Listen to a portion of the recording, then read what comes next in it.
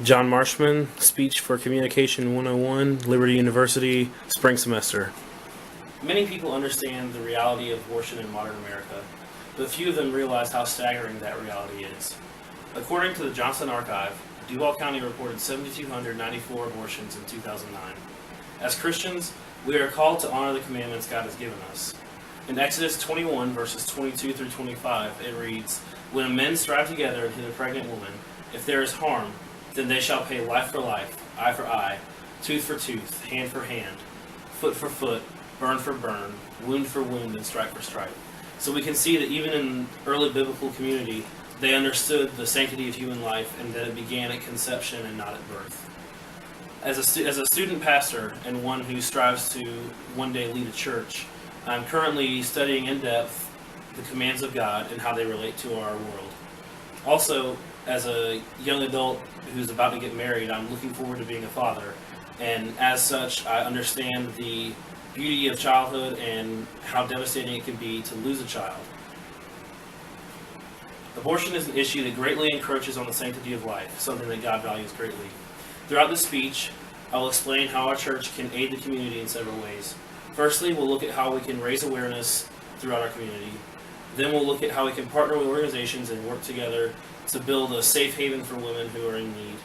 Finally, we'll take a look at the ways we can establish a pregnancy crisis center in our church and how we can use that to reach out to women in our community. First, let's take a look at community awareness. The CDC reported in 2009 that Florida had the second highest abortion rate among the states. Among the counties in Florida, Duval County was ranked 4th on that list. So as we can see, Duval County encompasses a large number of abortions in the United States. A quick Google search reveals more than 10 abortion clinics in the Jacksonville area alone. And I decided to go ahead and poll some people to find out how much our community knew about those facts. I polled 25 people. Among them, we had parents, grandparents, and young adults. 15 of them knew that there were 1 or 2 abortion clinics in the Jacksonville area. 3 of them knew of 5 or more, and 7 of them didn't know that there were any in Jacksonville. Among those people, I also asked about prenatal counseling centers and places women can go to seek help with pregnancy. And 11 of them knew of centers, but they couldn't name any specifically. The rest of them didn't know about any. So as we can see, the general consensus among the citizens of Jacksonville is that the awareness of abortion and abortion-related centers is at an all-time low. And as a church, it is our duty to uphold the sanctity of life, and a way that we can do that is by raising awareness and letting people know about these places they can go to seek aid.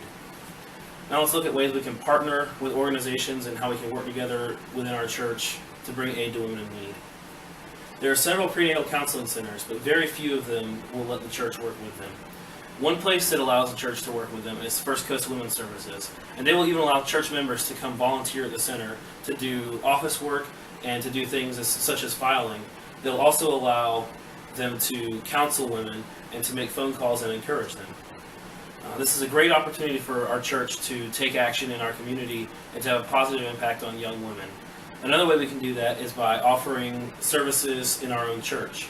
We can have Bible studies or just group counseling sessions where women who are pregnant and need help can seek aid with our church, and maybe we can make a difference in their life. Abort73.com reports that 1/3 of women will have an abortion in their life.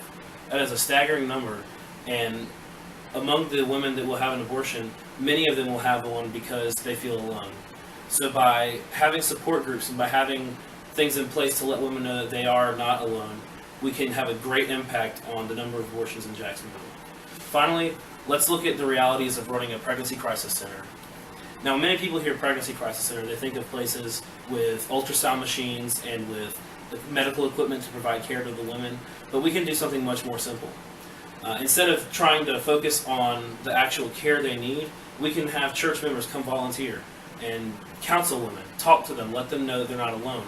We can also have our church members contact other places that do offer those things, such as First Coast Women's Services, and we can allow them to point them in the right direction so that these women can seek the aid they need as far as getting ultrasounds and as far as making decisions about the future of their child.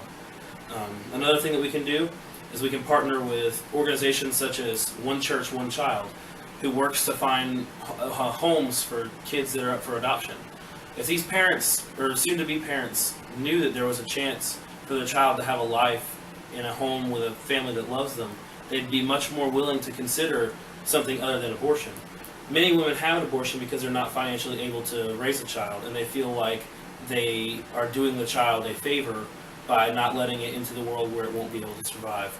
So if we offer ways for them to seek adoption agencies and to partner with agencies that will find a good home for them, then they will be much more likely to keep the child and to do what's right by the child. Again, our job as a church is to protect the sanctity of life, and these are several ways that we can do that. So through this speech, we've looked at community awareness, we've looked at our partnership opportunities, and we've looked at the realities of a pregnancy crisis center. Our world is straying from biblical laws God laid out for us. The value of human life is at an all-time low, and it's up to the church to raise that value. We can have a positive impact in our community, even though we're a small church in a big city. Sometimes it feels like, as a small church, we can't have an impact because we are so few in a crowd of so many. But if we persevere and if we work together and follow the commands God has laid out for us, we can bring about a positive change in our community. Thank you.